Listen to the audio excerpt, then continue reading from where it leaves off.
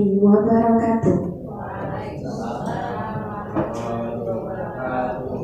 Yang terhormat Bapak Kepala SDN Beringin Kencana II, yang saya hormati Bapak Ibu Dewan Guru SDN Beringin Kencana II. Alhamdulillahirabbil alamin, wassalatu wassalamu ala asyrofil anbiya'i wal mursalin sayyidina wa maulana Muhammadin wa ala alihi wa sahbihi ajma'in. Puji syukur kita panjatkan kehadirat Allah Subhanahu wa taala karena berkat rahmat dan hidayahnya juga kita di sini dapat berkumpul dalam acara diseminasi aksi nyata tentang menyebarkan pemahaman dan penerapan budaya positif oleh Bapak Dandi Galang Tambayun SPD. Tak lupa pula salawat serta salam kita aturkan kepada junjungan kita Nabi besar Muhammad SAW. Adapun acara kita hari ini, 1. Pembukaan, 2. Pemaparan materi, 3. Sesi tanya jawab, 4. Doa, dan 5. Penutup. Baiklah, langsung saja kita masuki acara pembukaan pada hari ini. Untuk membuka acara diseminasi kita pada hari ini, marilah kita bersama-sama membaca basmalah. Semoga kita dilancarkan sampai dengan akhir kegiatan kita.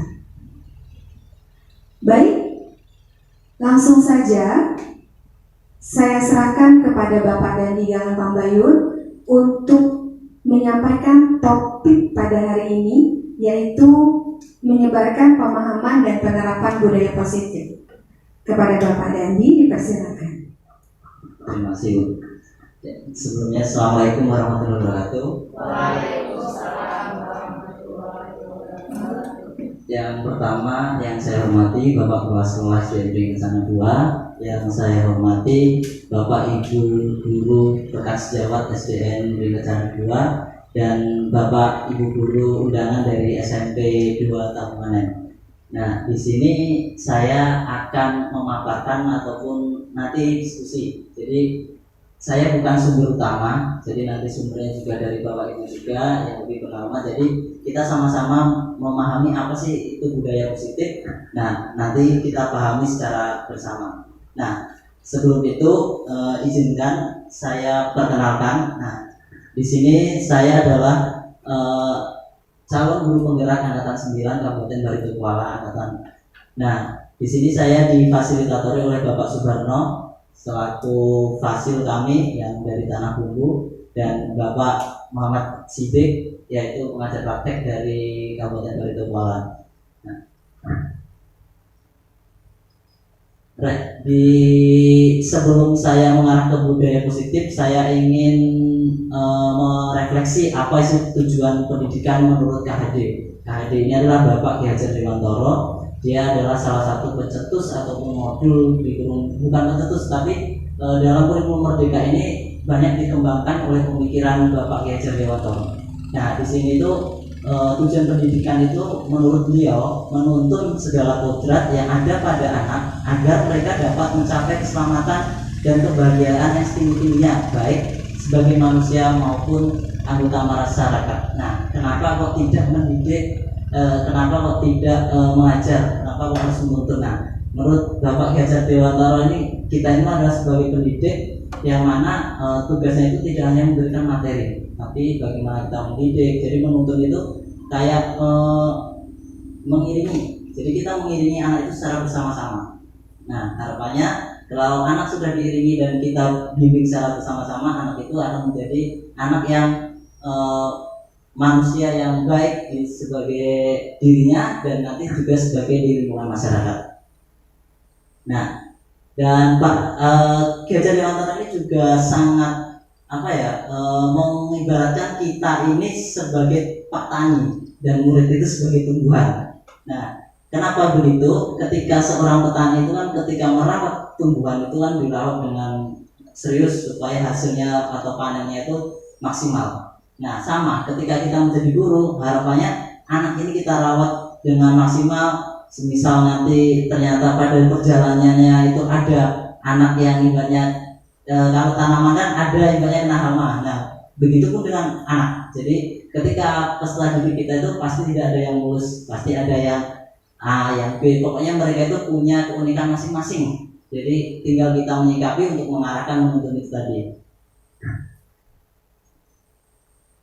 Nah, peran pendidik diibaratkan seorang petani, tukang kebun yang sudah saya jelaskan tadi, dan artinya sebagai seorang pendidik harus melayani segala kebutuhan belajar siswa yang berbeda-beda. Kita harus bisa memberikan kebebasan kepada anak untuk mengembangkan ide, berpikir kreatif, mengembangkan minat bakat. Tapi kebebasan itu bukan berarti kebebasan mutlak, karena anak masih perlu dituntun dan diarahkan dari upaya yang tidak kehilangan arah dan membahayakan dirinya. Jadi tetap walaupun kita diberi merdeka bebas, nah, tetap kita itu harus menuntunnya atau membimbingnya. Tapi lebih tepatnya itu menuntun kalau menurut GHD. Karena ketika kita menuntun, harapannya itu beriringan bersama. Kita juga perlu belajar dan nanti akan dikembalikan ke anak. Karena anak itu segalanya dan kita ini sebenarnya pelayan. Jadi kita itu harusnya melayani sepenuh hati kepada anak.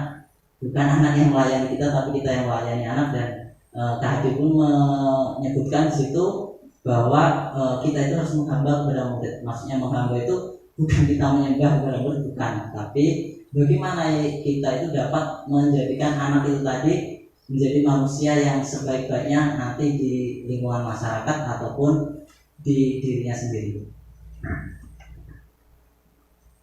Nah, Bapak, ini ada pernyataan. Mungkin tidak perlu dijawab, direnungkan dalam hati Bapak Ibu masing-masing.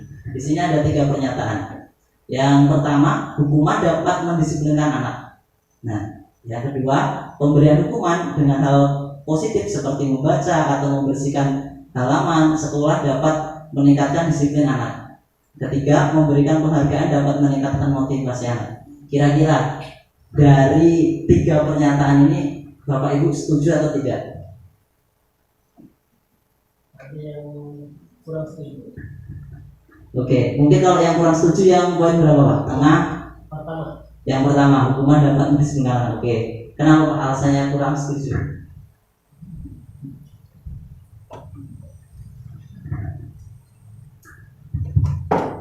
Hukuman dapat mendisiplinkan anak.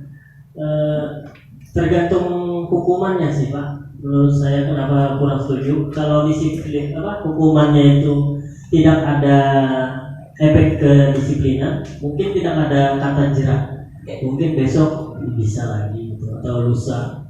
Berarti seperti ini contoh, ketika anak datang telat ke sekolah, terus tiba-tiba saya sebagai guru menghukum lari dulu 10 lapangan sebelum masuk kelas, boleh tidak seperti itu kira-kira? Menurut saya sih nggak cocok hukuman seperti itu. Oke. Karena seperti apa? Karena kalau kita telat itu bisa bukan dengan lari, mungkin dengan dia mengingat tentang pelajaran apa yang Bapak ajarkan hari itu. Misalkan kemarin dia belajarnya tentang lompat jauh. Coba kamu karena kamu telat, kamu boleh bisa masuk ke dalam kelas kecuali kamu bisa menjawab pertanyaan Bapak ini. Misal, berapa jarak tiang gawang futsal? Misal, kalau dia tidak bisa menjawab, mungkin baru diberi kasih hukuman, tapi bukan lari, tapi sejenis dia mempraktekkan soal yang Bapak berikan itu. Oke, nanti kita coba cari tahu lebih dalam apakah menurut sebenarnya tidak ada yang salah dan tidak ada yang benar juga karena kita masih belajar. Nanti kita cari tahu lebih dalam. Nah, mengapa kalau menurut saya dari 3 hal ini semuanya tidak baik? Kalau menurut saya, tapi itu kembali ke Bapak Ibu semuanya. Kenapa tidak baik? Yang satu itu karena paksaan. Namanya hukuman itu dipaksa. Terus yang ketiga ini memberi penghargaan atau motivasi. Itu adalah kita memberikan hadiah kepada anak walaupun sudah berhasil. Karena anak itu motivasinya ingin mendapatkan hadiah, bukan mendapatkan motivasi dari dalam dirinya sendiri, intrinsik maksudnya. Yang tengah pemberian hukuman dengan hal positif seperti membaca atau membersihkan halaman sekolah. Nah, ini hampir sama kayak poin nomor 1. Cuman lebih kayak bisa dikatakan kayak konsekuensi. Nah, perubahan paradigma. Nah, ini ada sedikit permasalahan.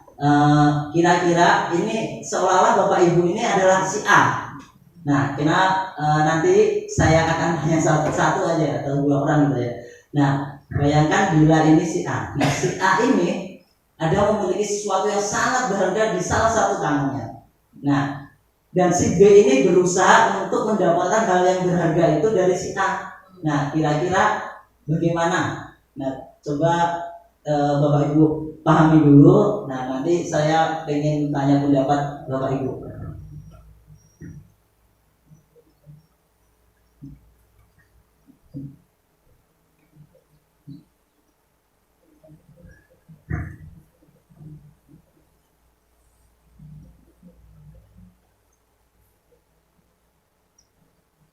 Pokoknya si B ini harus berusaha mendapatkan barang yang dilindungi si A tadi tangannya. Entah itu diintimidasi, entah itu disogok, entah itu diancam, pokoknya harus bisa mendapatkan. Nah, sudah? Oke, mungkin saya tanya ke salah satu Bapak Ibu, satu aja ini. Saya berikutnya. Nah, kalau menurut dia Bu, menurut ibu sebagai si A, kira-kira dengan hal yang dilakukan si B ini, kira-kira kalau saya si B, saya akan memberikan uang Bu. Tapi apa yang ibu tadi pertahankan bisa dilepas tidak? Misalkan Pian kan yang B. Yang B ya. Pian ngapain dulu usahanya? Pertama merayu, ya kan, sudah saya rayu, ternyata nggak bisa. Berarti saya sogok. Nah, Nggak bisa juga. nggak bisa juga. Iya. Oke. Oke. Berarti sebenarnya ketika kita mempunyai suatu hal, berarti yang memiliki kontrol itu siapa? Diri kita sendiri. Betul, mantap, luar biasa. Nah, jadi yang memiliki kontrol itu adalah diri kita sendiri. Walaupun apapun yang terjadi dengan intimidasi, dengan apapun, tapi kalau kita memang kekeh dalam arti pendidikan kita itu tidak mau diapa-apain, ya pokoknya itu ya itu, nggak mau ya Bu. Iya. Imannya kuat gitu ya Pak ya. Nah, apakah Anda atau B membuka kepala tangan Anda? Mengapa? Apa alasannya? Jadi Ibu karena tidak mau tadi kan Bu.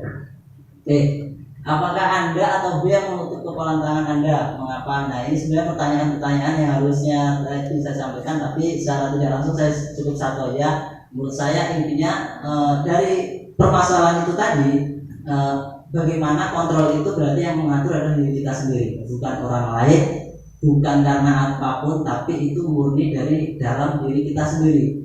Nah,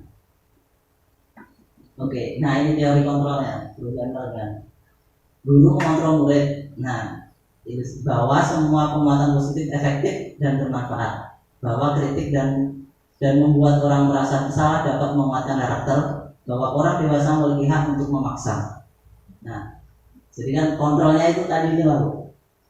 Jadi kita walaupun guru tuh kayak murid itu kontrol, terus kita kendalikan istilahnya, bukan kontrol dalam arti kita kendalikan dalam kemauan kita. Tapi kalau bisa ya dalam hal yang positif dan baik dan tidak memaksa. Karena kalau memaksa itu masih belum akan tumbuh pada diri anak.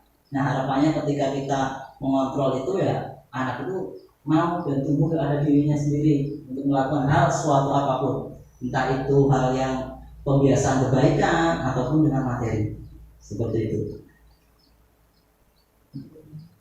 Nah, ini sumbernya dari Kemendikbud. Nah, ketika stimulus respon itu ada teori kontrol seperti di tabel seperti ini.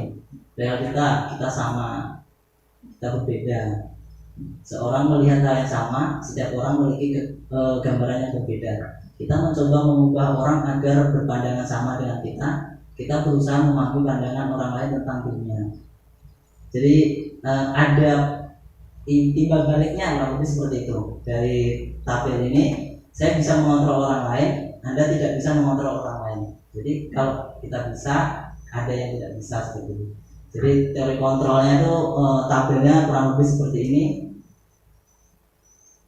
Nah, budaya positif. Nah, kemarin waktu PP kita sini saya sangat terkesan dengan gambar ini. Kebetulan langsung saya foto dan saya jadikan dokumentasi. Nah, ini adalah aset kita. Sebenarnya walaupun kemarin tuh setelah saya selidiki ternyata itu murni belum dari diri anak, tapi ada dorongan dari Pak Sapri kemarin kebetulan. Tapi dengan dorongan satu kata pun anak itu langsung berbondong-bondong sudah melakukan. Harapannya budaya positif itu ketika melihat hal-hal yang kurang baik ataupun kurang enak, sampah berserakan, tidak perlu kita enak buang, enak ambil sampahnya, tapi anak itu sudah otomatisasi untuk melakukan hal atau mengambil ke tempat sampah. Nah itu yang harus kita lakukan dengan cara yang mungkin menanamkan itu menjadi kebiasaan. Karena kalau di olahraga itu ada namanya otomatisasi otot, ketika refleks ataupun apa, nah itu bisa gerak secara sendirinya, walaupun ibaratnya ini kayaknya nggak kena, tapi spontan kita bisa mengenal misalnya. Sama dengan pemikiran ataupun apa ya, hal yang tidak kurang pas, pasti respon kita itu langsung. Nah harapannya anak itu seperti itu. Di budaya positif sekolah itu anak itu tanpa kita paksa, tanpa kita dorong sudah dapat melakukan. Nah mungkin awalnya memang perlu dipaksa, tapi mengingat kalau dipaksa itu tidak harus setiap saat dipaksa, tapi ketika paksaan itu tidak berhasil berarti kita harus menggandeng. Dalam arti menggandeng menuntut tadi, jadi bersama-sama. Bisa ambil, kita ambil juga, tidak hanya menyuruh nak ambil, kitanya yang menyuruh berdiri. Nah itu jangan, kalau bisa kita juga ikut. Nah seperti itu contohnya, karena anak ketika melihat kita sebagai suri tauladan pasti kan kalau ibu dia langsung naik. Harapannya jangan memberikan hal itu sebagai paksaan dan hanya jangan memerintah saja, kurang lebih seperti itu. Oke, Bapak Ibu, dari gambaran tadi saya itu adalah aset kita yang anak tadi bergotong royong. Nah mungkin dari Bapak Ibu, adakah nilai ataupun budaya positif yang sudah dilakukan di sekolah kita? Saya bergantian.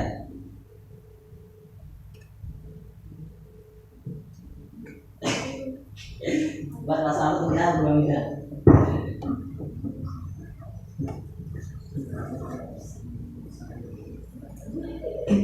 Budaya positif, kira-kira apa yang menurut menurut ibu yang sudah anak-anak atau menurut kita sudah lakukan tanpa dengan kesadarannya sendiri, kira-kira yang pernah ibu amati selama mengajar di sekolah kita? Iya, yang pertama itu yang menurut saya itu tidak pernah kita beritahu tapi terbentuk sendiri dari kesadaran murid itu pamit salim sama bapak ibu guru semua sebelum pulang. Jadi mereka semua tanpa disuruh pun mencari di mana guru-guru berada, datengin dan salim. Itu adalah berarti santun Bu ya, karena Ya, di situ ada budaya santunnya, pendidikan karakternya yang luar biasa ya. Itu adalah aset mungkin dapat dikembangkan, tapi kemungkinan kalau kelas 1 tidak langsung melakukan, mungkin melihat dari kakak-kakaknya ataupun dari ibaratnya dicontohkan oleh wali kelasnya. Nah itu adalah aset mungkin dapat ditingkatkan lagi di hal-hal yang positif yang lainnya, luar biasa. Nah, apa itu budaya positif? Nah, budaya positif tadi, jadi budaya yang kita lakukan ataupun bukan kita lakukan, budaya yang dilakukan oleh warga sekolah dengan hal-hal yang baik, jadi positif, dengan kayak santun, gotong royong itu tadi. Selain santun ya tutur kata yang baik, nah itu juga termasuk santun. Nah, nanti bagaimana menghargai orang lain, nah itu perlu kita gali lagi. Nah, budaya positif adalah nilai-nilai keyakinan dan kebiasaan-kebiasaan di sekolah yang berpihak pada murid dapat berkembang menjadi pribadi yang kritis, penuh hormat dan bertanggung jawab. Mungkin penuh hormat sudah termasuk di santun tadi, kita seringkali disapa, salam ketika anak-anak pulang. Nah yang perlu dikembangkan mungkin kalau saya jawab kurang pas. Jadi menurut Pak Dilan, apa yang kira-kira yang perlu dikembangkan di budaya kritis Pak Dilan? Di sekolah kita ini Pak Dilan.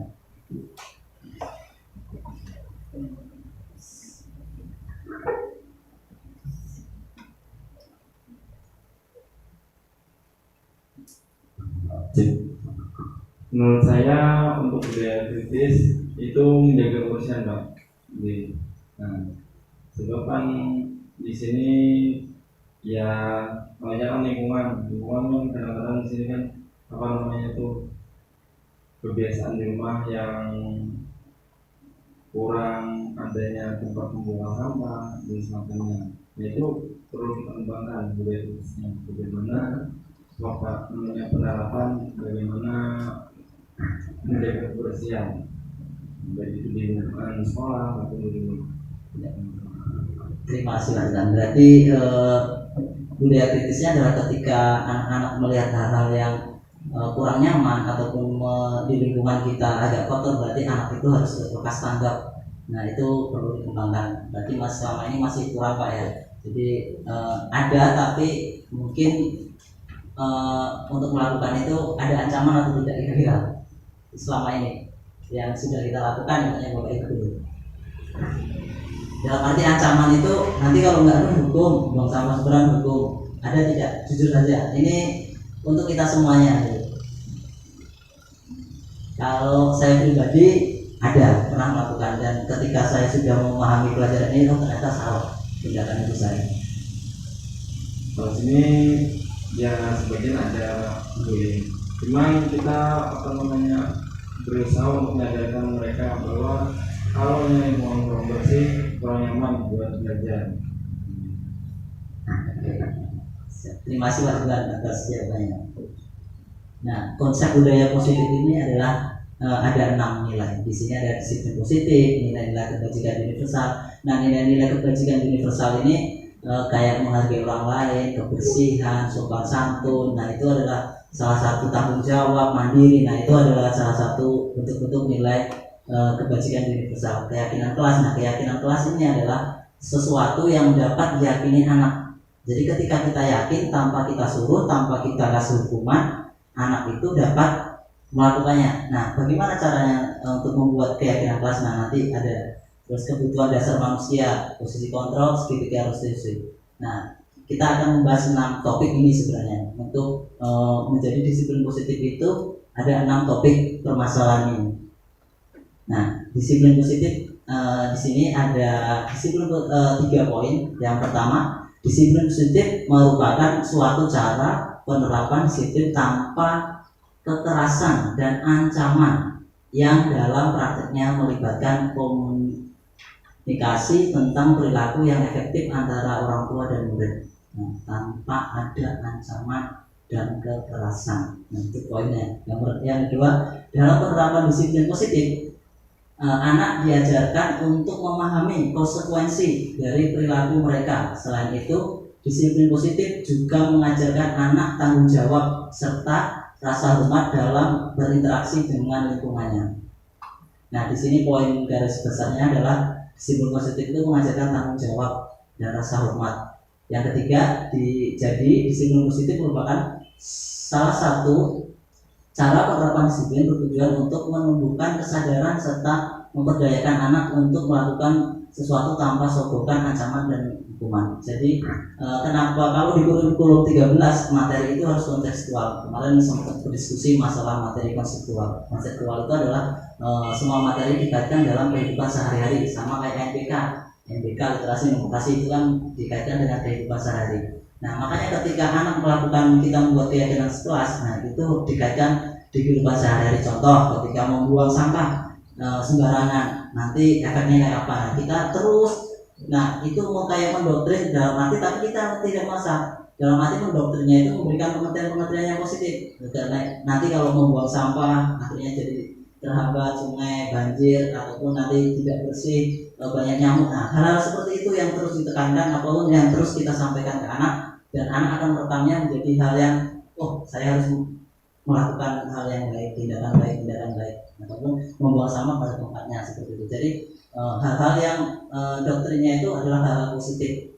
Nah, tapi kalau ancaman, karena anak itu takut, nah nanti kalau saya nggak buang sampah di sini, nggak di tempatnya, wah nanti dihukum. Nah itu kan masih bukan interesting. Tapi kalau kita memberikan pengertian dengan konseptual, jadi pokoknya kalau kita membuat peraturan atau keyakinan kelas ini dari materi ya, bukan saya yang mendaki, tapi ini dari materi yang pernah saya dapat seperti itu. Jadi kita harus mendoktrin atau memberikan hal-hal yang konseptual dari kehidupan sehari-hari anak. Nah, teori motivasi, hukum dan penghargaan restitusi. Nah, motivasi perilaku manusia, hukuman, konsekuensi, restitusi. Nah, restitusi itu nanti motivasi perilaku manusia nanti ada penjabarannya di sini. Ketika kita melakukan motivasi itu, ya anak siapa yang juara nanti dapat reward. Nah, sebenarnya teori punishment dan reward itu memang sudah ada dan ada pro kontra sampai sekarang. Dan saya sendiri pun ketika mendapatkan materi ini, ketika dulu di PPG harus ada reward, nah itu kan ternyata terbalik. Nah ini mungkin juga PR-nya kementerian juga, kenapa dua program yang intinya ke arah keprofesionalan guru tapi masih bertimbang balik ataupun belum selaras. Nah itu mungkin jadi masukan nanti. Nah, hukuman konsekuensi. Nah nanti ada permasalahan. Nah, saya minta nanti Bapak Ibu untuk menentukan permasalahan tersebut ada hukuman atau konsekuensi nanti ada. 3 motivasi perilaku manusia untuk menghindari ketidaknyamanan atau hukuman. Jelas ini adalah paksaan. 2. Untuk mendapat imbalan atau penghargaan dari orang lain. Jelas ini masih ada keinginan belum tumbuh dalam dari diri.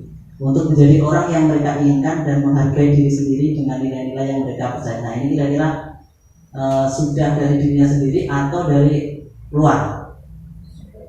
Iya, luar biasa, betul Bapak Ibu. Karena ini dari dalam dirinya sendiri, karena dia menyadari bahwa nilai-nilai ataupun hal-hal yang kurang baik itu adalah akan berdampak kurang baik juga. Jadi anak itu sudah sadar secara tidak langsung.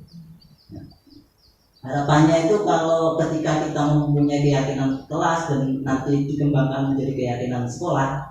Yang ketiga ini harapannya dari kementerian itu anak-anak itu dapat tumbuh dan saya lihat kalau di Jawa itu sudah banyak diterapkan hal-hal ini, itu malah di SD-SD IT, jadi sekolah-sekolah terpadu, sekolah-sekolah swasta.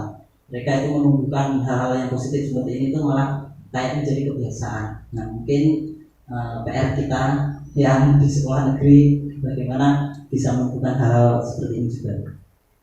Nah ini motivasi eksternal dan internal. Jadi 2 tadi, masih eksternal dan internal. Jadi betul apa yang Bapak Ibu pilih tadi, bahwa yang ketiga itu adalah motivasi internal dalam dirinya.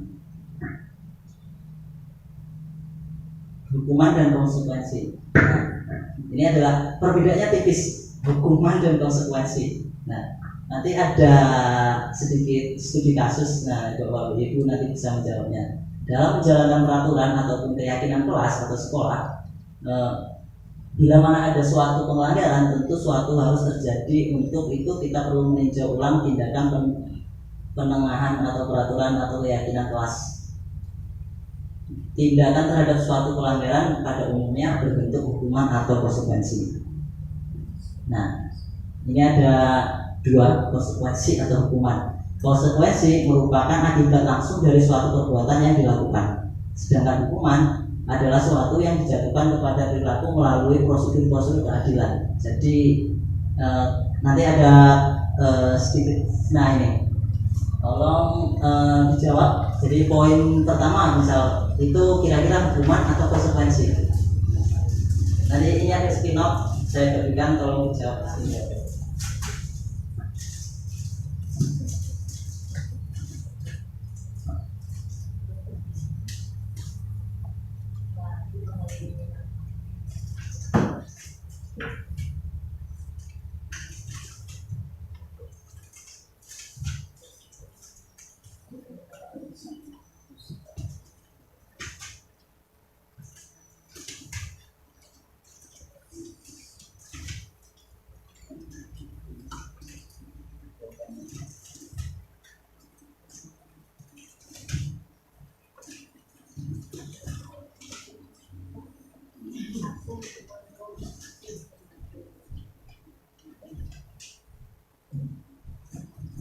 Nah, mungkin Bapak Ibu bisa menuliskan skinot itu yang kolom pertama itu masuk hukuman atau konsekuensi. Nah, nanti yang kolom kedua itu masuk hukuman atau konsekuensi. Nah, setelah itu mari kita cari tahu jawabannya. Nah, ini untuk mengidentifikasi awal. Bagaimana Bapak Ibu untuk mengetahui cara mengidentifikasi awal tentang hukuman dan konsekuensi.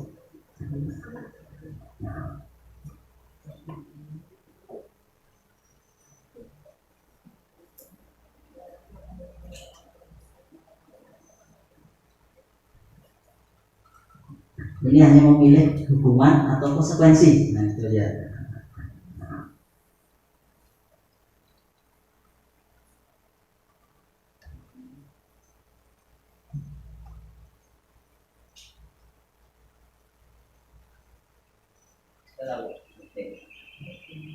Saya tempel dulu.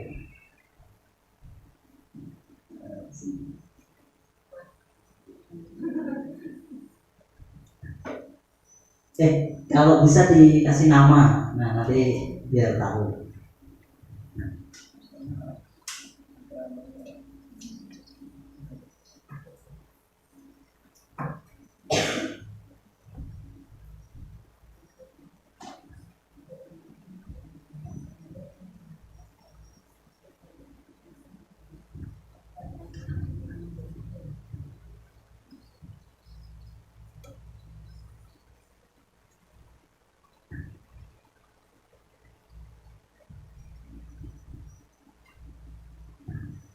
Konsekuensi itu adalah ketika kita sudah membuat kesepakatan dan nanti ketika kita tidak melakukan kesepakatan itu akan untuk memperbaikinya itu seperti apa. Jadi konsekuensi itu bukan berikan kayak hukuman. Nanti kalau kamu telat langsung lari, nggak pakai sepatu, nggak boleh ikut pelajaran, itu kan kayak hukuman.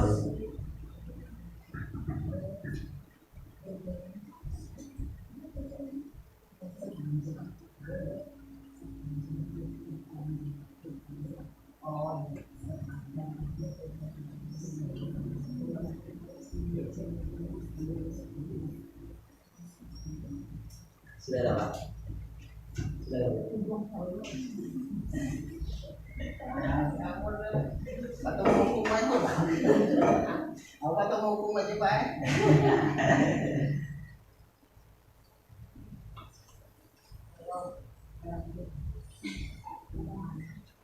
Ya salah sudah dapat 0 lah. Ya salah yang ada pembahasannya.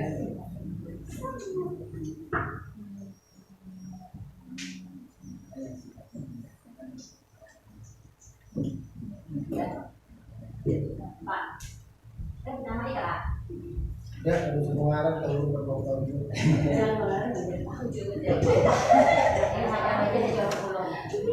Nanti baru bacakan. Tapi sekilas rata-rata jawabannya menurut saya sudah betul. Ini nggak mau pernah salah. Kalau salah badan itu sengaja disalahkan baik.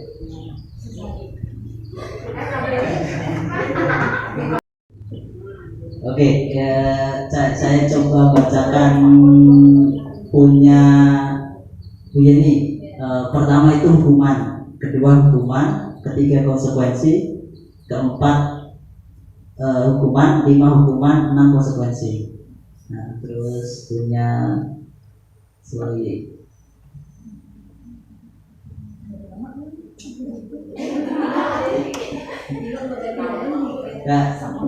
Nah, punya Bu Ipit sama kayak Bu Yeni, cuma yang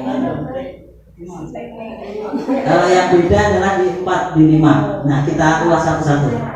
Kira-kira mencatat 100 kali dalam buku. Nah, itu saya tidak akan terlambat lagi. Hukuman atau konsekuensi? Hukuman. Oke. Yang kedua, lari mengelilingi lapangan basket, jelas ini karena terlambat sekolah. Hukuman. Kedua, membersihkan coretan yang dibuat di meja. Konsekuensi. Karena dia yang melakukan, berarti dia harus yang membersihkan. Bedanya yang melakukan juga untuk yang terbaiknya. Nah, bedanya itu kalau hukuman itu langsung tembak, nah langsung kasih. Nah, ya kita coba lihat jeng. Nah, ini coba ya. Mulai tangan dipasang betul tangan. Nah, jadi yang menjadi tanda tanya pasti di poin 1. Iya, Pak. Ya, betul. Karena di poin 1, nah tadi saya sudah menyampaikan namanya konsekuensi berarti sudah ada kesepakatan dalam kelas. Makanya alangkah baiknya kita itu bukan buat peraturan. Kenapa kok kesepakatan kelas, nanti ada jawabannya. Nah, Jadi jawabannya seperti ini. Tapi kurang lebih Bapak Ibu sudah paham untuk mengidentifikasi apa itu hukuman, apa itu konsekuensi. Restitusi ini adalah sebuah pendekatan. Ya. Jadi pendekatan menciptakan disiplin positif. Restitusi adalah proses menciptakan kondisi bagi murid untuk memperbaiki kesadaran mereka atau kesalahan mereka, sehingga mereka bisa kembali pada kelompok mereka dengan karakter yang lebih kuat. Restitusi membantu murid menjadi lebih memiliki tujuan disiplin positif dan memulihkan dirinya setelah berbuat salah. Jadi contohnya restitusi ini adalah hal untuk memulihkan. Jadi mungkin dulu sebelum saya mempelajari saya melakukan hal yang salah. Ketika anak itu salah, langsung saya marahi di tempat, langsung di situ ada murid yang lain dan banyak, dan saya mengejas salah, kamu melakukan ini nah, gitu. Terus saya beberapa kali melakukan hal seperti itu. Setelah belajar itu salah. Nah, ketika melakukan restitusi ini harapannya, ketika anak itu salah, kita panggil berdua. Karena saya pernah mengalami hal seperti ini ketika saya masih SD dan SMP dan masih sekarang itu ingat. Ketika saya melakukan kesalahan, bukan mengganggu, waktu itu hanya melihat kelas di atas, maksudnya saya kelas 3 melihat kakak kelas saya belajar dari jendela, itu langsung dipukul dengan penggaris.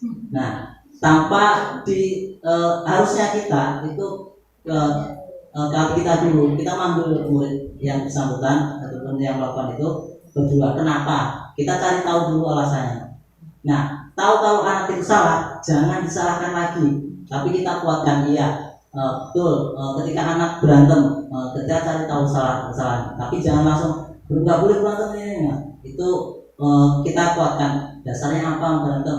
Karena saya diajak Pak untuk bela harga diri saya. Betul. Kalau tadi harga diri kita direndahkan, kita bela ini, tapi dengan hal yang positif kita lakukan. Nah, ketika sudah melakukan kesalahan itu, kita berikan solusinya. Kira-kira hal apa yang kamu lakukan, yang harus kamu lakukan setelah melakukan hal itu. Anak harus mencari solusinya. Ketika solusinya itu kurang tepat, nah kita cari, kita menambahkan dan kita kaitkan dengan keyakinan kelas. Ketika kamu berantem tadi, ada keyakinan kelas yang tidak kamu patuhi atau tidak. Nah, kita kuatkan di situ. Karena keyakinan kelas itu bukan semata-mata guru yang membuat atau kita yang membuat, tapi keyakinan kelas itu kita buat secara bersama-sama, murid dan guru. Apa maunya murid ketika belajar, apa maunya murid ketika ada di lingkungan sekolah. Nah, itu dibuat secara bersama-sama dan disepakati. Nah, nilai kebajikan tadi adalah ada yang tanggung jawab, terus ada mandiri. Nah, itu sudah mencerminkan pada profil pelajar Pancasila.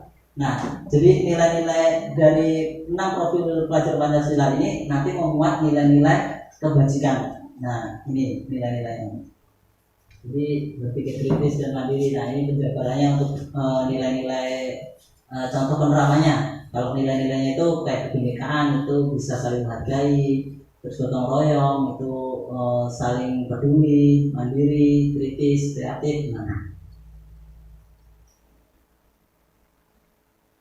Nah, ini keyakinan kelas poin yang kedua tadi. Nah, yang harus sebenarnya kita miliki di setiap kelas, dan mungkin sekolah juga harus, ya bukan harus, tapi itu mungkin bisa sebagai acuan. Dalam arti dulu itu namanya adalah peraturan sebenarnya, dan sekarang bukan jadi keyakinan. Kenapa kok tidak peraturan? Kenapa sekarang menjadi keyakinan? Karena kalau peraturan itu sifatnya memaksa.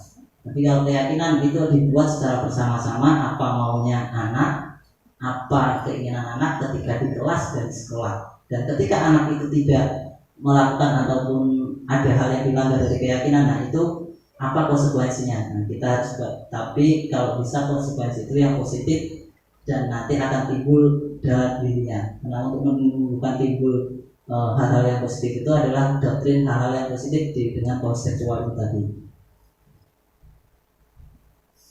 Nah, intinya keyakinan kelas adalah merupakan kesepakatan kelas yang diyakini bersama oleh guru dan murid selama proses pembelajaran. Kalau ini keyakinan kelas. Kalau keyakinan sekolah berarti di lingkungan sekolah bisa disepakati. Mungkin ketika membuat keyakinan sekolah bisa diambil dari keyakinan kelas masing-masing dan dikonversikan menjadi satu, menjadi sebuah keyakinan sekolah.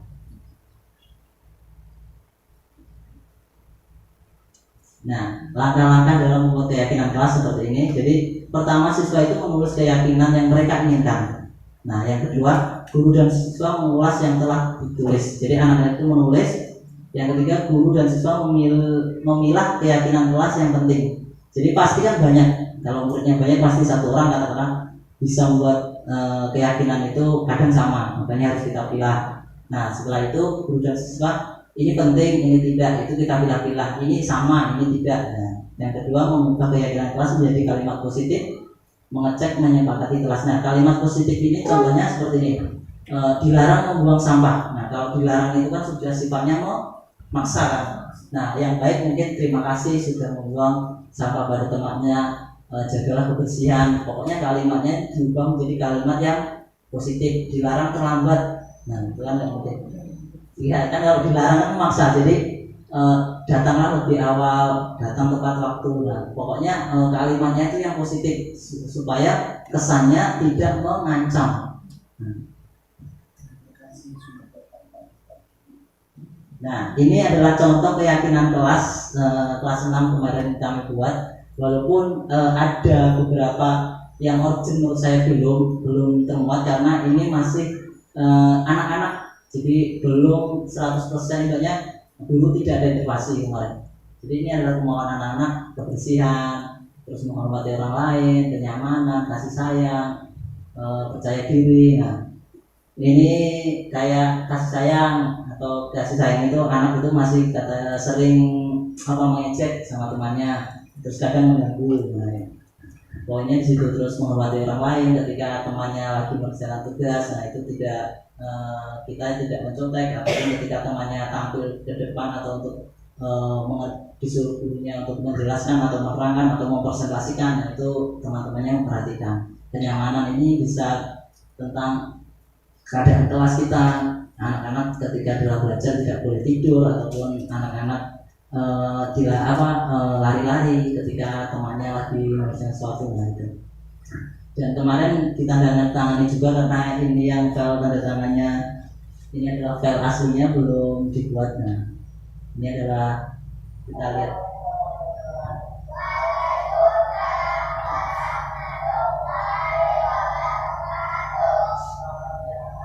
Ini kemarin mencoba membuat keyakinan kelas di kelas 6.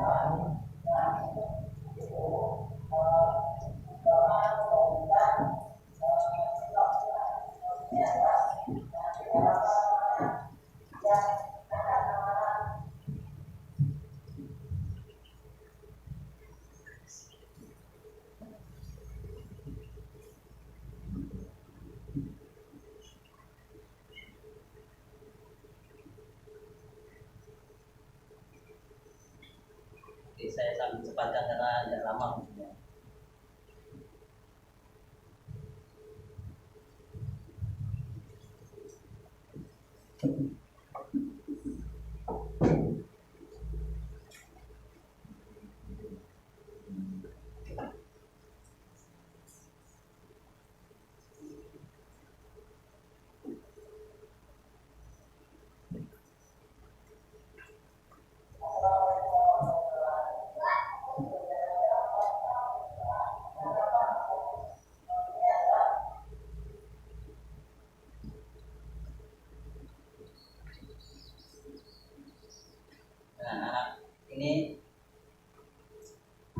Nah, anak-anak mencoba menulis keyakinan dan lalu kemarin coba menempelkan. Nah, setelah anak-anak menulis, nah ini memilah.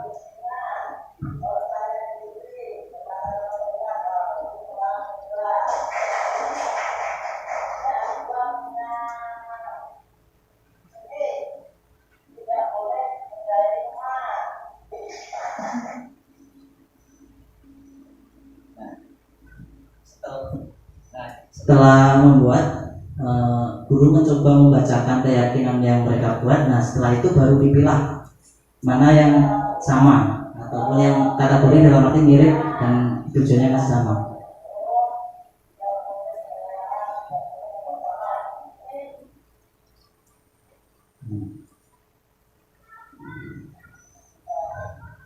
Nah, setelah itu baru guru menulis ataupun membuat kalimat positifnya.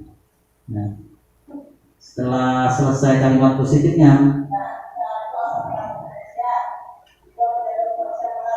nah itu mengingatkan atau menekankan.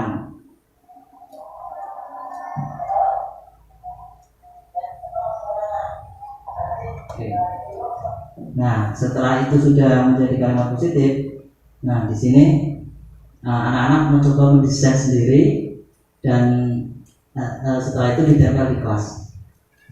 Ini adalah proses mendesain anak-anak. Setelah itu membuat menjadi poster. Nah, posternya lalu keyakinan kelas itu supaya lebih meyakinkan dibacakan oleh ketua kelas dan diikuti oleh teman-teman yang lain.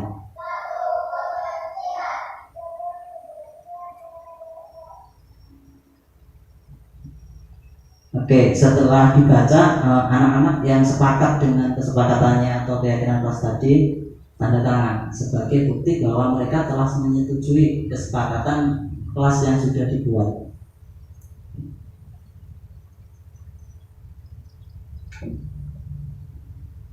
Oke, nah lanjut, materinya masih lumayan.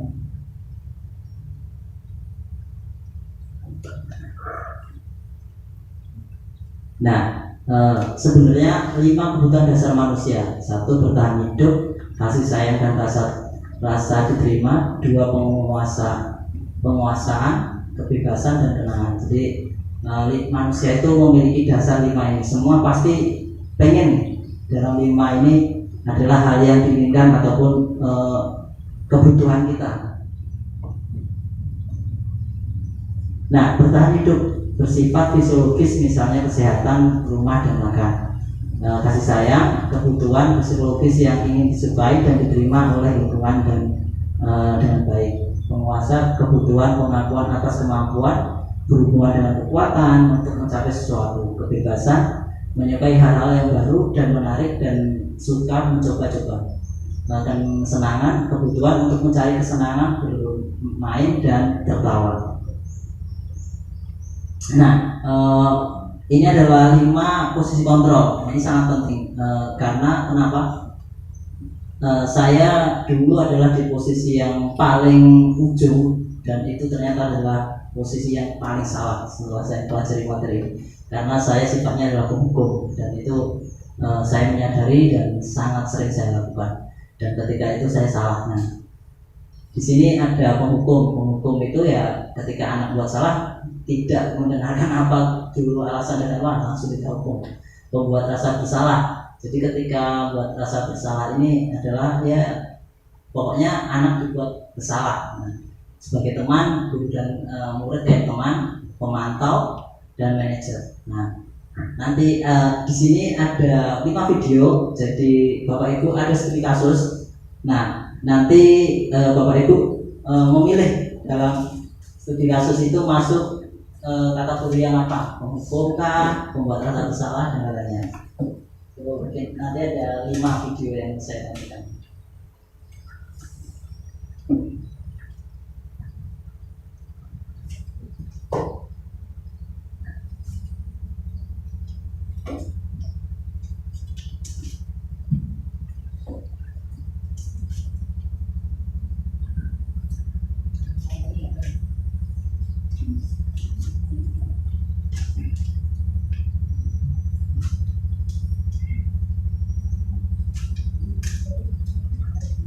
Ini sudah di penghujung materi. Oke, ini video pertama. Nanti Bapak Ibu hanya menentukan dalam video pertama ini masuk yang mana. Jadi penghukum, pembuat rasa bersalah, teman, pemantau atau manajer. Jadi pokoknya ada 5 video. Bapak Ibu hanya tinggal mencocokkan di video ini masuk yang kategori mana. Ini posisi guru. Jadi guru itu posisi yang mana, dan nanti di akhirnya kira-kira Bapak Ibu memilih posisi apa ketika menghadapi masalah yang sama.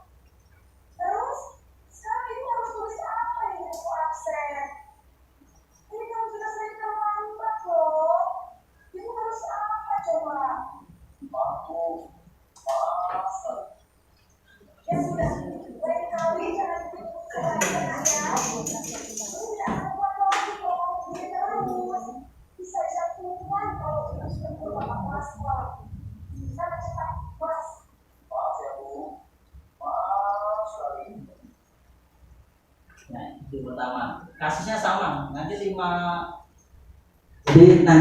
video itu kasusnya sama, cuma guru itu memerankan 5 posisi kontrol. Nah, yang pertama sudah, next video kedua.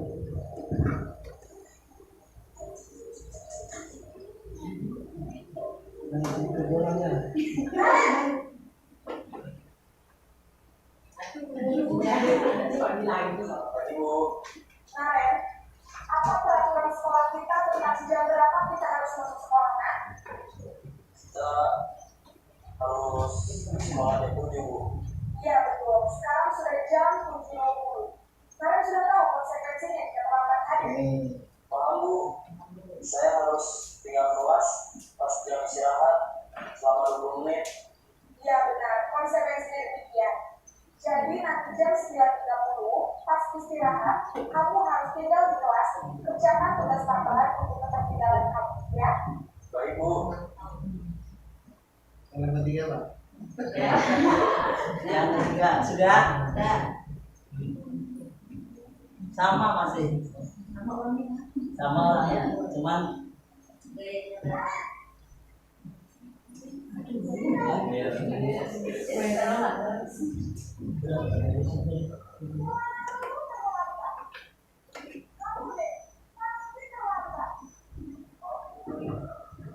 Apa? Apa coba?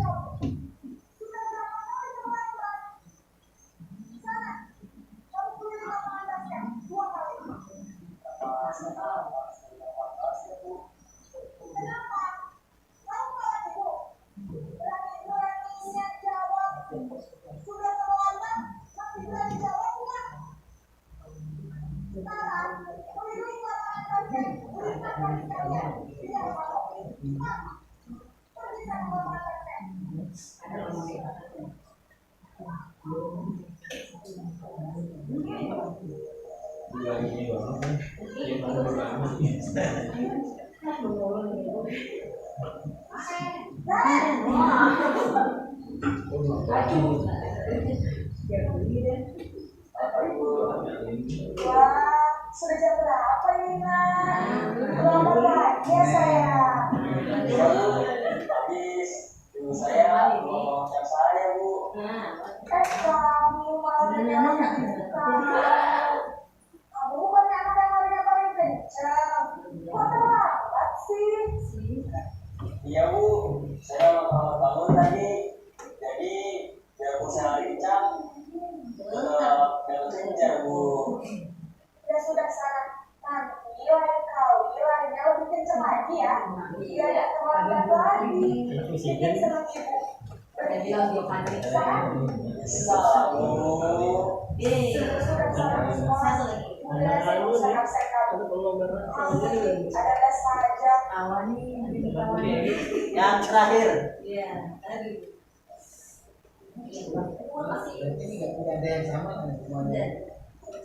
Gak ada Pak. Belajar ini mah kali bisa ngasih.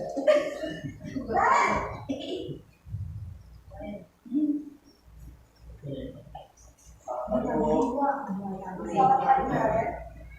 Maaf Bu, saya terlambat. Ya, sekolah masuknya jam 7, sekarang sudah jam 7.20. Jadi sekarang bagaimana ini, Karen? Maaf Bu, saya lupa alarm saya semalam. Baiklah, menurut kamu, keyakinan sekolah yang mana yang perlu kamu gunakan? Menghargai diri sendiri dan Menangis orang lain itu ya Bu. Setuju. Jadi, apakah Naren yakin dengan prinsip saling menghormati tersebut?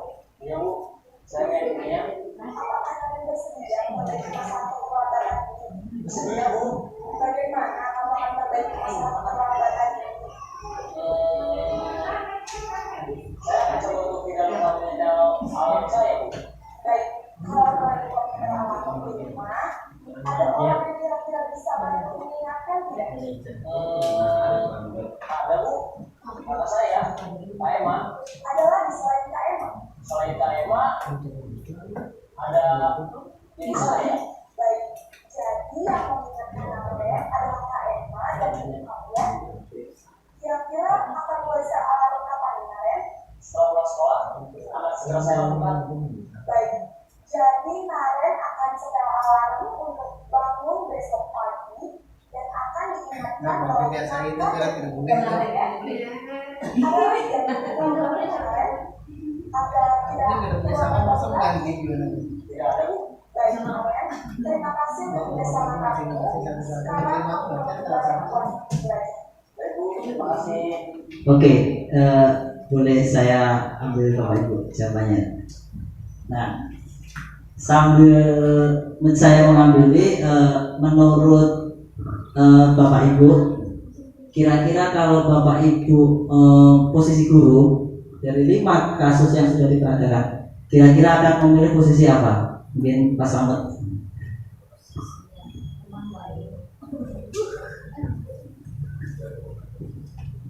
Maksudnya dari film tadi ya Pak? Ini Pak. Yang film yang keberapa gitu ya? Iya, yang keberapa Pak kira-kira? Kalau kita posisi sebagai guru yang menurut Bapak? Yang kelima kemungkinan. Ya, Yang kelima atau juga yang ke berapa tadi? Yang teman tadi ketiga rasanya. iya. Jadi Bapak Slamet lebih menempatkan ketika ada permasalahan yang sama, Bapak akan mencoba menerapkan yang kelima Pak ya sebagai guru dan yang ketiga sebagai teman. Mungkin ibu yang lain, Bu Hati, lalu Ibu. Iya, kalau ulun sebagai teman lah Pak, bakawan lawan murid Pak. Ya. Biarnya tuh ada takutan juga lawan seorang. Jadi ibu lebih condong ketika jadi kalau ada permasalahan, ibu akan menempatkan posisi ibu sebagai teman. Nggih. Mungkin bisa dikasihkan ke sebelahnya Bu. Kalau ibu Ipik.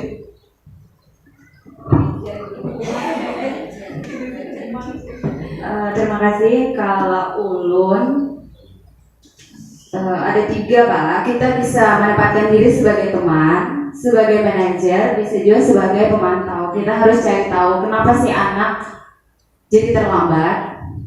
Tetapi ulun tidak memakai sebagai penghukum dan pembuat rasa bersalah.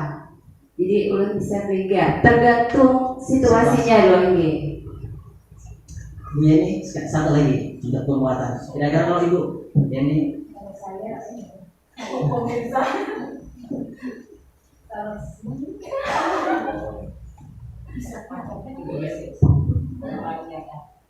Deg-degan. Nah, Kalau saya sebagai teman, karena kan saya mengajar di kelas 1, kalau saya hukuman atau apa itu bisa ya ayo kelas 1 aja loh Bu. Iya. Kalau nggak ditemu kalau nggak sebagai teman jarak apa gitu nggak Pak? Pak mau jawabnya Pak? Oke, maaf. Tapi dari Bapak Ibu semua jawabannya tidak salah, dan karena itu adalah pribadi kita masing-masing. Tapi kalau dari kementerian menyarankan, ya memang beda. Kalau kelas sekolah itu jawabannya memang betul sebagai manajer. Karena apa? Ketika kasus, mungkin perlu diulang lagi yang terakhir, manajer, karena dia menanyakan peraturannya dan tidak mengejas, dan dia menanyakan solusinya.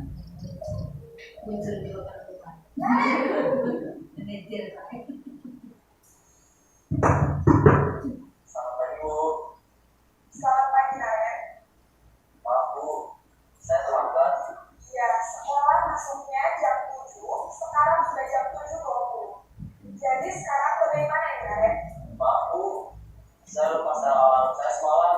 Baiklah, Saat pembawanya kalau tidak menemukan emosi, bisa Menghargai diri sendiri dan orang lain mungkin ya Bu. setuju. Jadi, apakah Naren meyakini prinsip saling menghormati tersebut? Iya Bu, saya meyakininya. Apakah Naren bersedia memperbaiki masalah keterlambatan ini? Bersedia Bu. Bagaimana kamu akan memperbaiki masalah keterlambatan ini? Saya akan coba untuk tidak lupa menyetel alarm saya Bu. Baik, kalau Naren lupa menyetel alarm di rumah, ada orang yang kira-kira bisa bantu mengingatkan tidak? Ada Bu, kata saya, Kak Emma. Ada lagi selain Kak Emma? Selain Kak Emma, ada ibu saya. Baik, jadi yang mengingatkan Naren adalah Kak Emma dan ibu kalian. Kira-kira akan mulai alarm kapan Naren? Setelah pulang sekolah, akan segera saya lakukan. Baik, jadi Naren akan setel alarm untuk bangun besok pagi dan akan diingatkan oleh kakak dan bunda Naren ya. Ada lagi yang mungkin perlu dilakukan Naren? Agar tidak terlambat bangun lagi. Tidak ada Bu. Baik Naren, terima kasih untuk kerjasama kamu. Sekarang kamu perlu kembali ke kelas belajar. Baik Bu, Nah, terima kasih. di sini tidak ada tekanan dan tidak ada ancaman. Dia menanyakan hal apa yang sudah disepakati yang dia langgar, dan setelah itu ditekankan lagi bagaimana mencari solusinya. Solusinya tidak tumbuh dari gurunya, tapi solusi itu tumbuh dari anak. Jadi anak sendiri yang akan menggali. Tapi ketika solusi itu ibaratnya dari anak pasif, dalam arti pasif itu hanya itu, nah kita bisa menanyakan hal, menggali lagi. Kita intinya guru itu menggiring untuk menggali solusinya yang lebih lagi.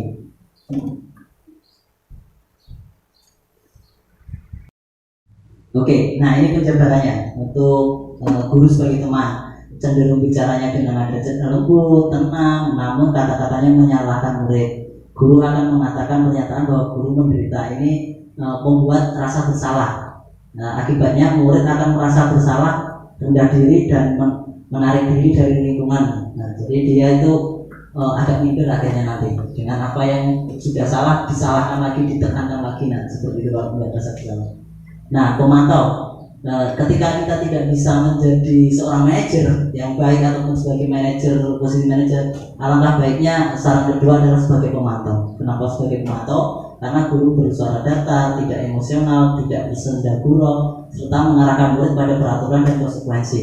Yang kedua, guru harus selalu memantau saat murid diberikan sanksi akibat murid mematuhi peraturan. Nah, atau ribet. Jadi ini adalah sebagai pemantau. Nah, penghukum. Nah, ini adalah guru zaman kolonial. Nah, ya. Dan saya pun juga masih menerapkan sebelum belajar ini. Nah, bicaranya dengan nada keras, menunjuk-nunjuk,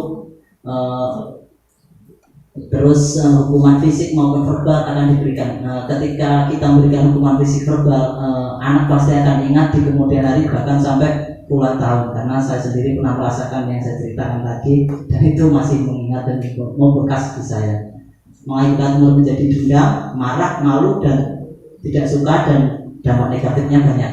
Contoh, kemarin ada kasus lagi ketika guru memotong rambut anak, nah itu sekolahnya dibakar dan ditanya karena dendam sama gurunya. Nah itulah yang harus kita hindari, hal seperti itu untuk sekarang, karena mungkin mental atau psikologi anak sekarang itu beda dengan anak-anak zaman dulu.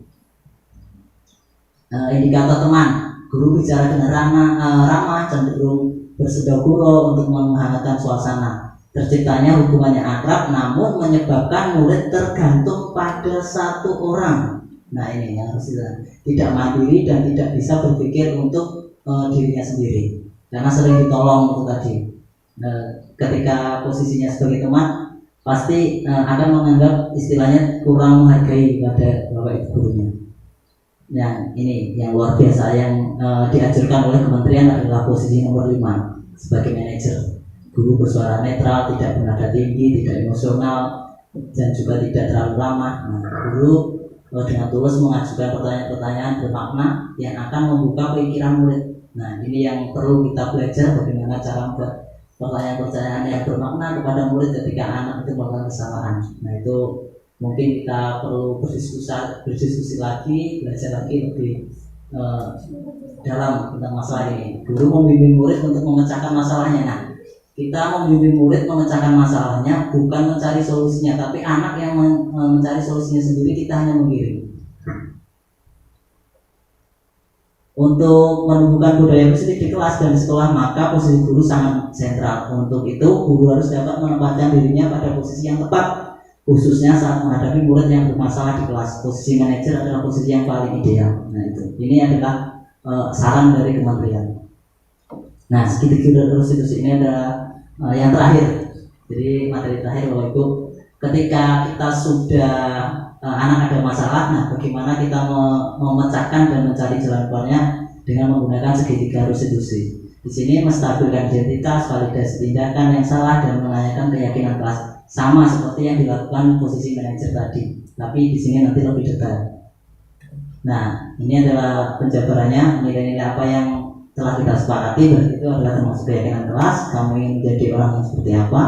Setiap orang pasti pernah melakukannya. Nah, ini menekankan ketika anak itu salah, jangan disalahkan lagi.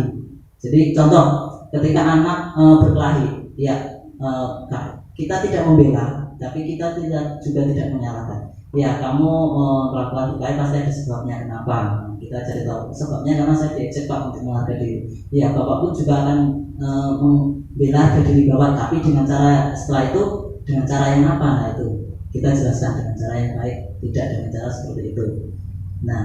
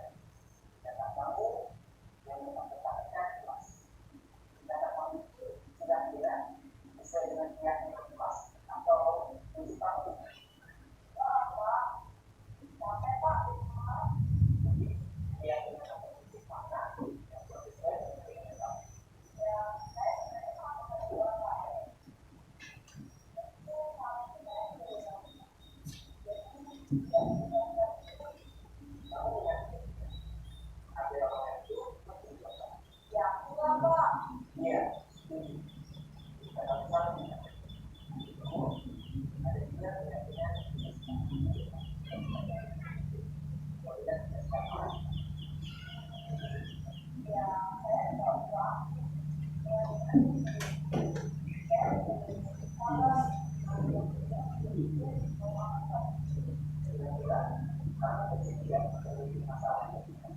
Ya, Pak.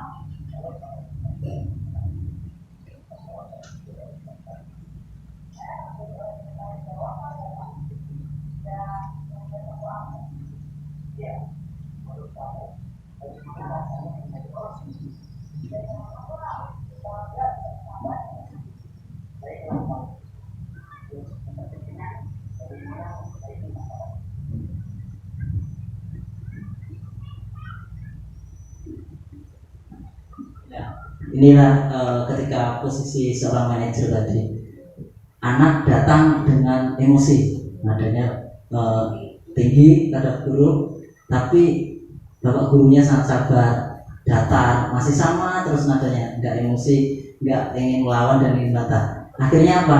Anak guru sendiri dengan akhirnya berkata lembut. Nah, harapannya seperti itu. Ketika anak menghadapi anak yang bermasalah, harapannya itu kita itu juga menempatkan posisi sebagai seorang manajer dan dapat mencari jalan keluarnya.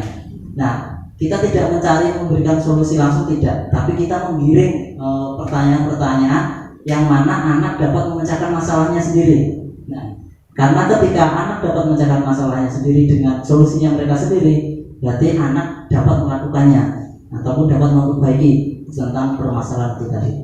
Nah, ini yang terakhir Bapak Ibu, tahapan segitiga restitusi. Nah, ini setiap orang pasti pernah melakukan kesalahan. Jadi ketika kita pertama itu untuk meyakinkan jangan anak sudah salah, jangan disalah-salahkan. Apalagi ketika itu menyalahkannya di depan teman-temannya ataupun di depan orang banyak. Nah, itu akan menjadi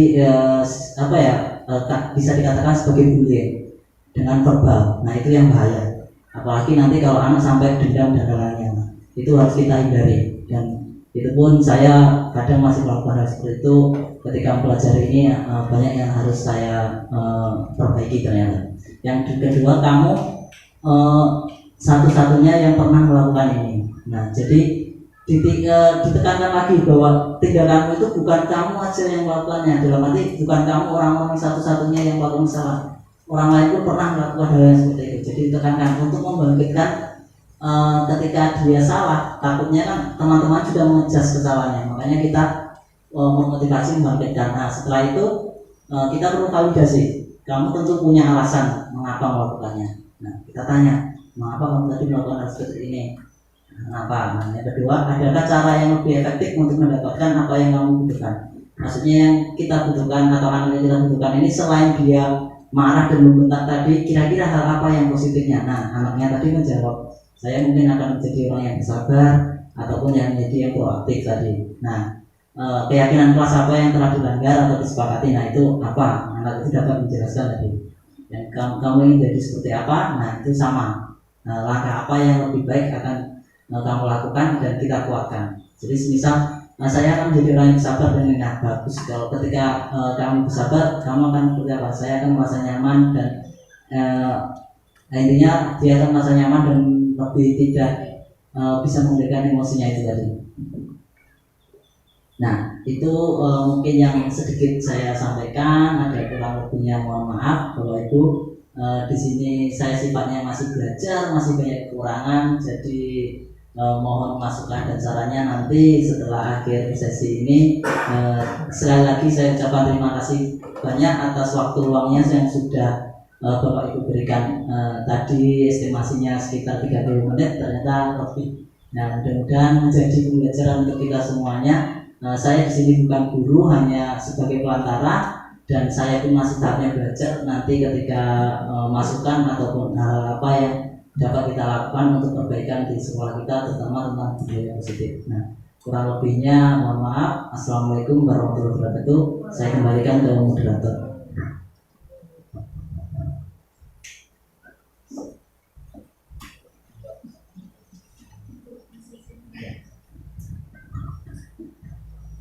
Baik, demikian tadi pemaparan materi oleh Bapak Dendi dan Mbak Bayun. Selanjutnya kita masuk ke agenda ketiga kita, yaitu sesi tanya jawab. Ya. Bisa juga mungkin berisi kesan dan pesan mungkin Pak ya.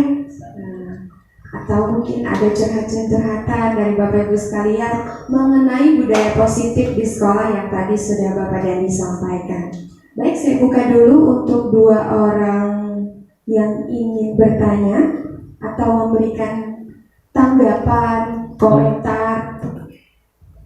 Minta waktu sebentar Bu, kayaknya Bapak Ibu ini perlu semangat. Jadi saya ingin memberikan speaking dulu sebentar. Jadi oke, ini adalah tentang hitung-hitungan, karena pasti kita belajar hitung-hitungan. Jadi clue-nya adalah ketika ada helikopter ini harus mendarat di dataran yang datar, ya kan?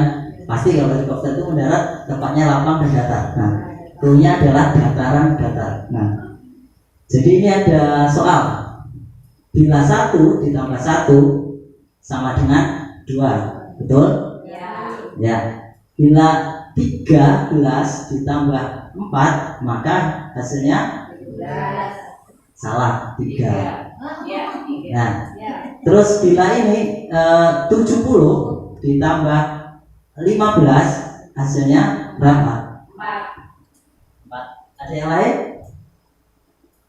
4 Ibu Bet. Yang lain? 5. Ada yang lain? Ya. 4. Ya, Ibu 4. Ibu Amida? 4. Oke. Oke. Nah, jawabannya adalah 3. Nah. Oke. Satu lagi. Clue-nya adalah helikopter itu harus mendarat di dataran. Clue-nya adalah helikopter mendarat di dataran. Nah, oke.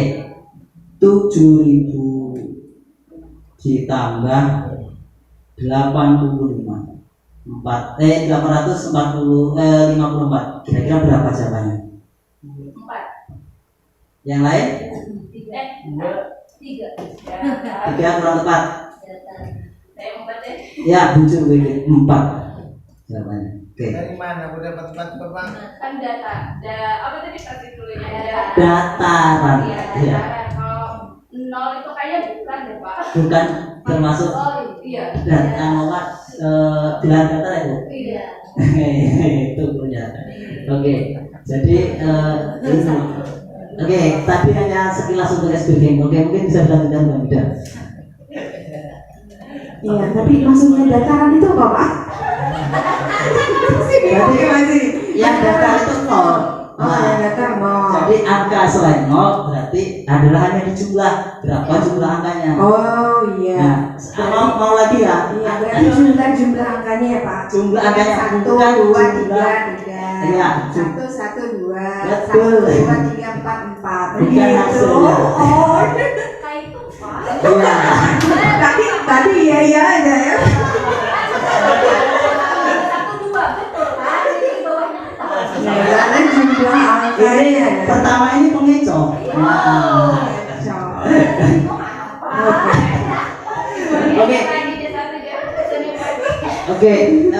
Oke, ini agak beda sekarang. Clue-nya adalah bola itu bulat. Jadi ada bola itu bulat. Clue-nya adalah bola itu bulat. Saya ulangi. Clue-nya adalah bola itu bulat. Bola itu bulat. Nah, tambah-tambahan lagi. 2 ditambah 2 sama dengan berapa? Clue-nya adalah bola itu bulat. Bola itu bulat. Kurang tepat. Jawabannya adalah 6. Oke, sekali lagi. Clue-nya adalah bola itu bulat. 1 tambah 2 sama dengan 3. berapa? Jawabannya adalah 4. Nah, lagi ya, sekali lagi terakhir. Nah, ini ada yang konsentrasi. Oke. Nanti terakhir. Saya terakhir. Clue-nya adalah bola itu bulat. Bola itu bulat. Oke. 7 ditambah 3 berapa? Berapa? Bulat. 10. Bola itu bulat. Bola itu Iya benar. Bulat. 10. bola itu bulat. Berapa? 10. Kurang tepat. 3. Kurang tepat. 8. Kurang tepat. 4. 5. Nah, yang terakhir. Ayo pemindah. Era? Pemindah. Pas. Ya. Jawabannya adalah 13. Ya. Kenapa kok bisa 13? Perhatikan clue saya. Saya Itu bilang clue-nya berapa kali, hasilnya ditambah dengan clue saya. Apa nih? Oke, sudah cukup.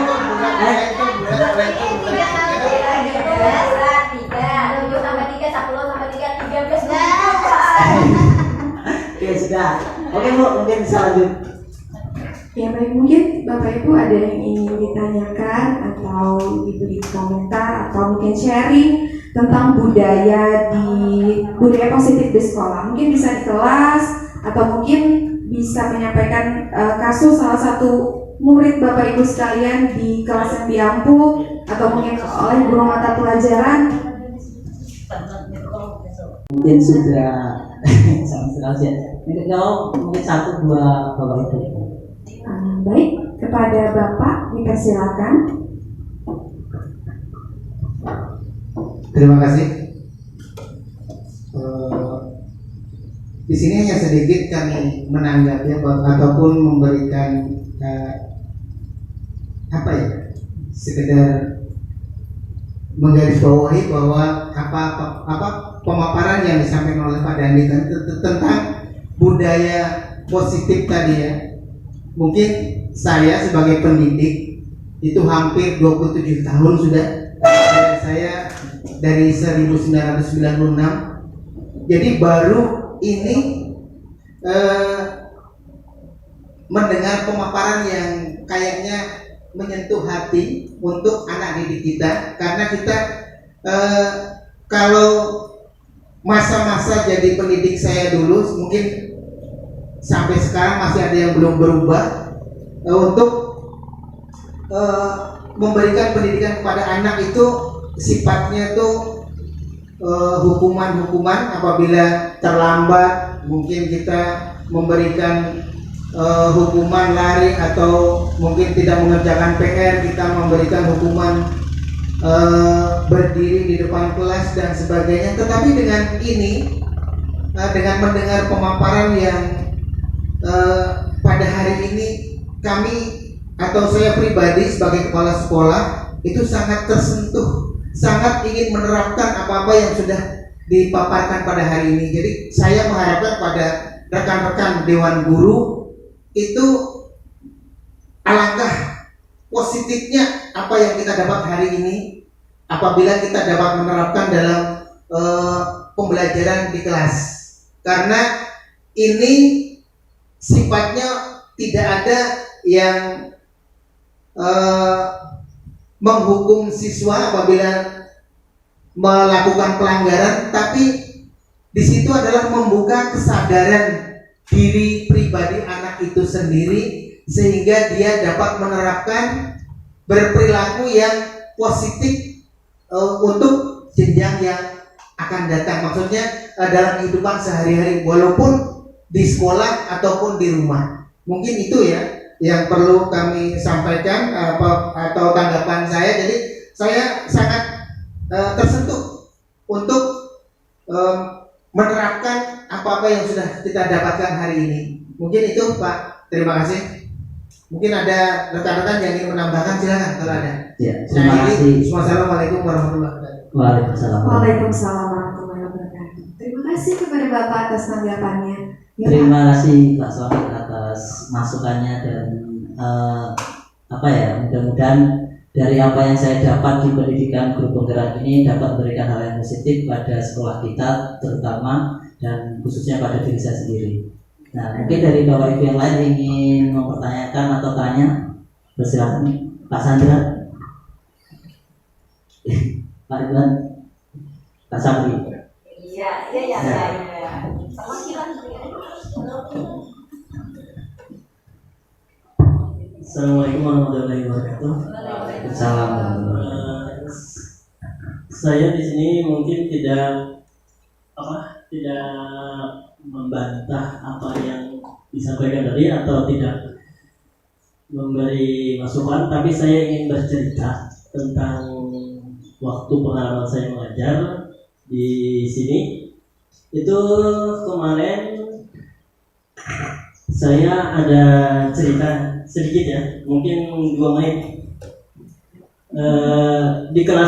Di kelas saya itu mempunyai tempat sampah atau tempat bak sampah. Itu kebiasaan kan, bak sampah itu kalau waktu jam mengajar itu harus di luar. Tapi di waktu itu bak sampah itu ada di dalam kelas. Nah, cara saya untuk memberitahu anak-anak didik saya bagaimana memberi nasihat tanpa ada hukuman, tanpa ada menjatuhkan satu sama lain. Jadi saya menyuruh anak melihat sebuah semut di dalam kelas. Semut itu coba perhatikan anak-anak, dari atas dulu kita perhatikan.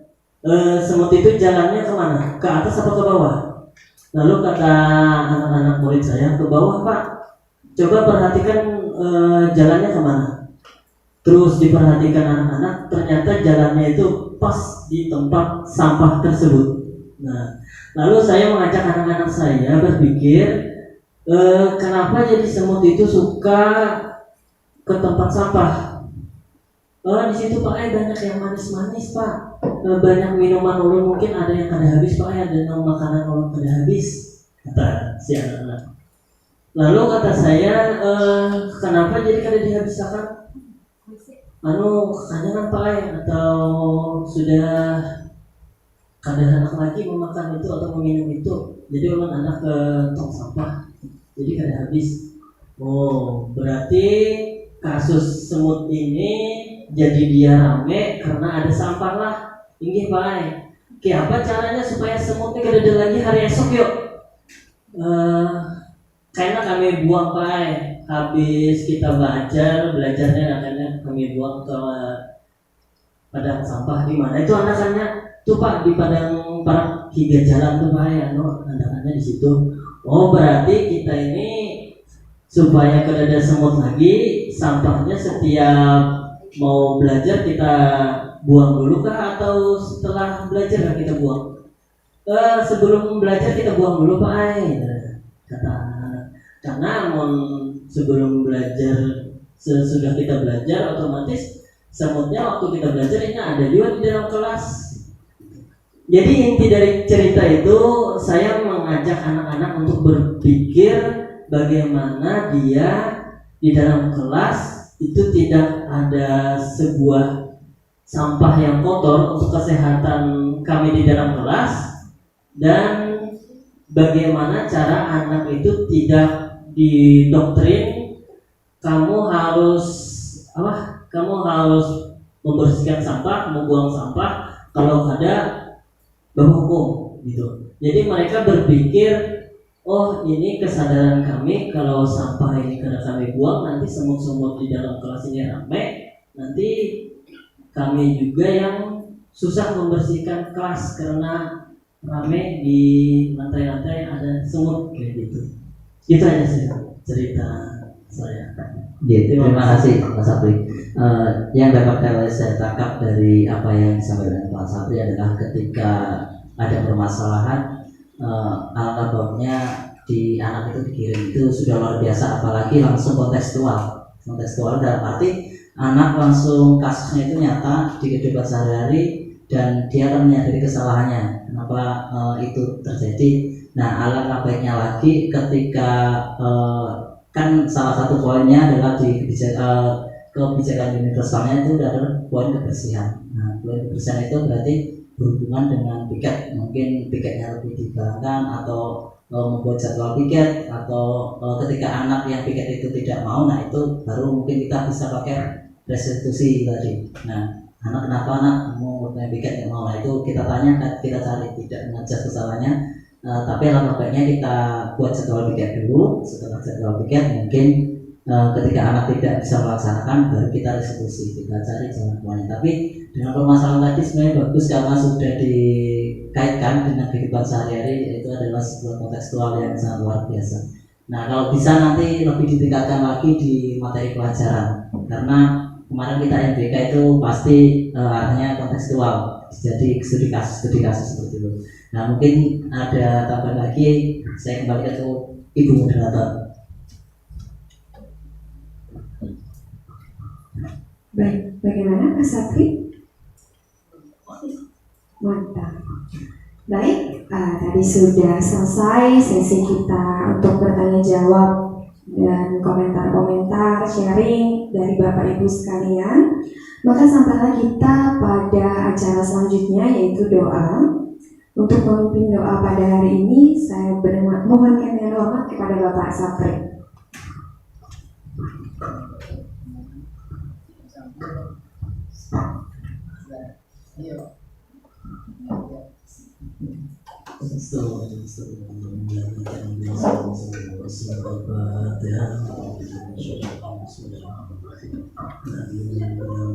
Assalamualaikum warahmatullahi wabarakatuh. Nama saya Ridwan Hamid, rekan dari Janji Galang Pembayun.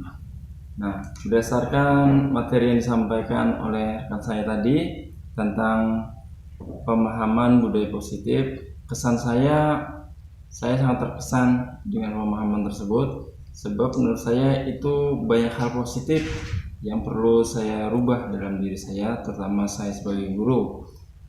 Karena di sana kita perlu adanya namanya posisi kontrol terhadap bagaimana sikap kita terhadap murid.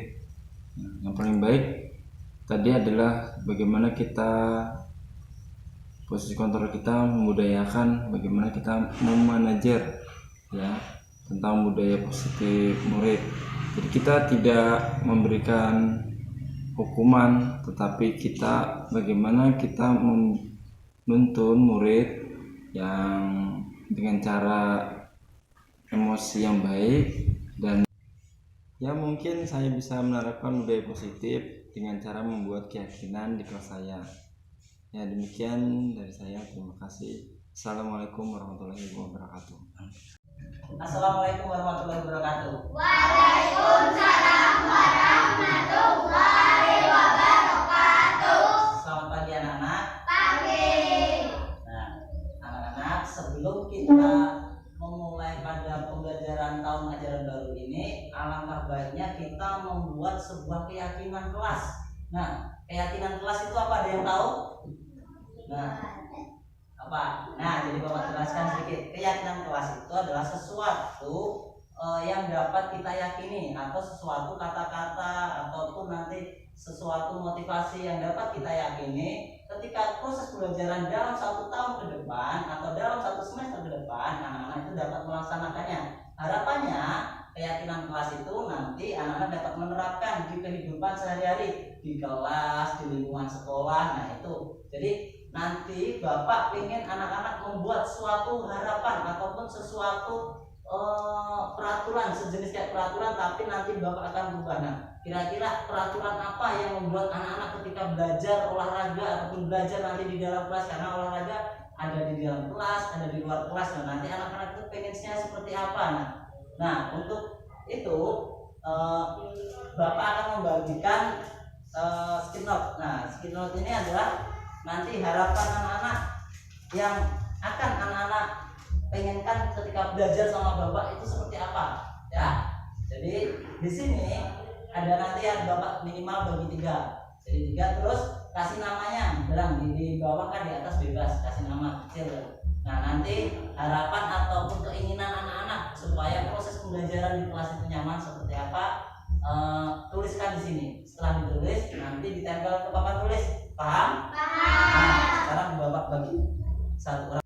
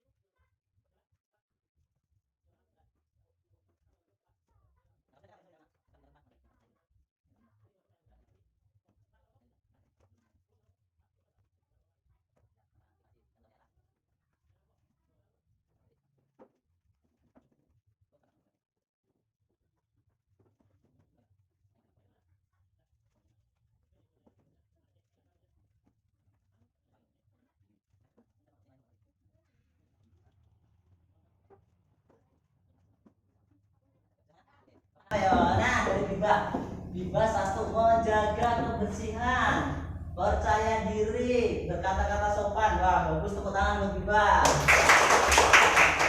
Yang kedua punya Sugi, tidak boleh menjahili teman, tidak boleh bergayaan saat belajar, saat olahraga harus tertib. Mantap, luar biasa. Tepuk tangan buat Sugi.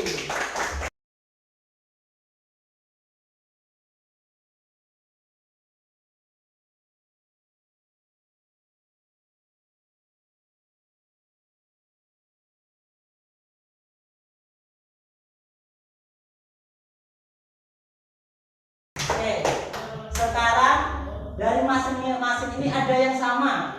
Nah, Bapak jadikan satu ya. Menjaga kebersihan, jadikan satu. Terus tidak boleh bergayaan, tidak boleh membuang sampah. Ini menjaga kebersihan dengan membuang sampah kira-kira sama tidak, Binta? Hampir sama, ya. Ya, hampir sama. Kita yang sama-sama kita tidak boleh membuli.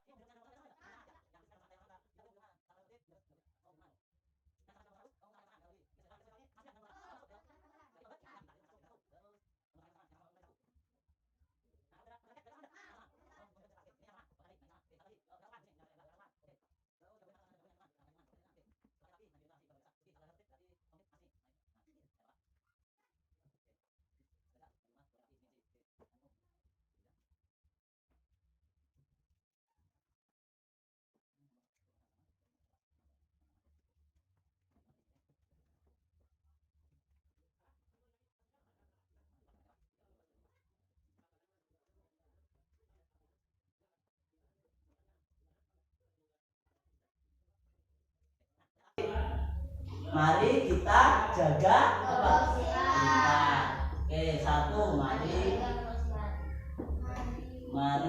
kita jaga kebersihan. Oke, satu, mari kita jaga kebersihan. Yang poin berikutnya,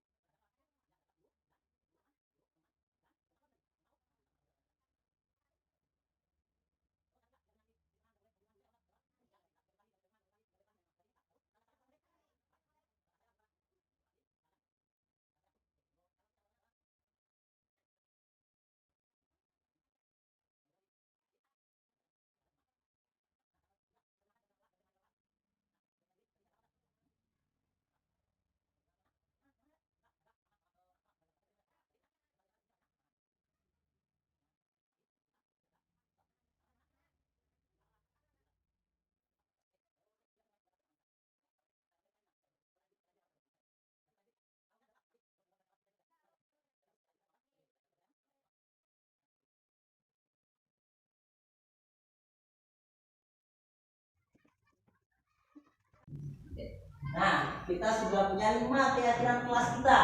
Nah, keyakinan kelas ini akan kita bawa nanti sampai akhir semester atau 1 tahun depan. Bila nanti perlu diperbaiki, kita perbaiki lagi. Nah, kita ulas satu-satu. Kebersihan. Sudah menjaga kebersihan kelasnya? Sudah. Contohnya seperti apa? Terus? Ya, menjaga tiket, membuang sampah. Terus ada lagi? Nah, kira-kira ada masih tidak yang membuang sampah sembarangan? Tidak. Kalau yang masalah piket, ada yang tidak mau piket? Oh, ada. Berarti belum semuanya. Yang kedua, menghormati orang lain. Menghormati orang lain itu ketika temannya belajar, kemudian tidak mengusili atau mengganggu.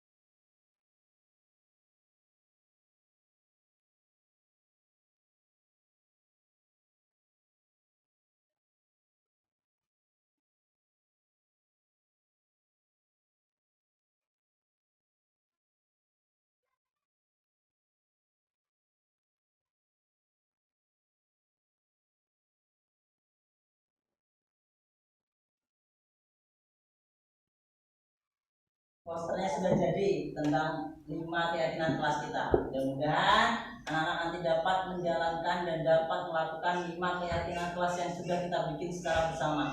Dan tadi sudah sepakat. Nah, untuk lebih menguatkan, mari ketua kelas membacakan, nanti diikuti oleh teman-temannya. Paham? Oke, Mas Anak maju ke depan bentar. Bapak yang megang ini. Oke.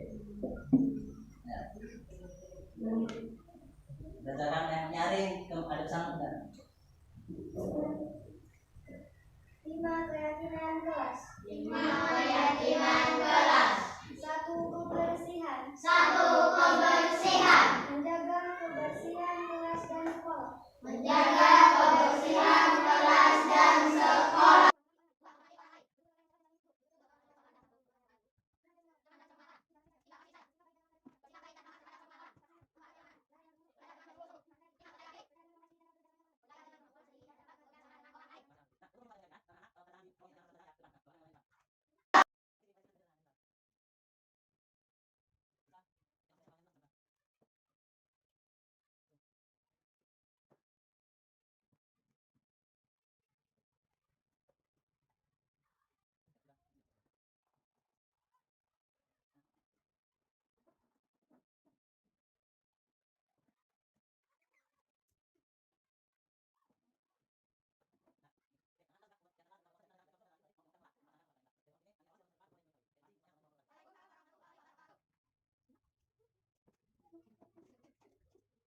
Assalamualaikum warahmatullahi wabarakatuh. Perkenalkan, nama saya Sugianor, kelas 6. Hari ini kami sudah membuat keyakinan kelas. Perasaan saya bahagia dan saya harap dengan adanya keyakinan kelas membangun lingkungan dan karakter positif. Terima kasih. Assalamualaikum warahmatullahi wabarakatuh. Perkenalkan, nama saya Muhammad Kamal, kelas 6. Setelah membuat kegiatan kelas kami jadi saling menghormati dan menghargai, serta menjadi lebih bertanggung jawab dan juga membentuk kerjasama antara teman. Demikian dan terima kasih. Demikianlah hasil paparan yang dapat saya sampaikan. Kurang lebihnya mohon maaf. Sekian dan terima kasih. Salam guru penggerak. Wassalamualaikum warahmatullahi wabarakatuh.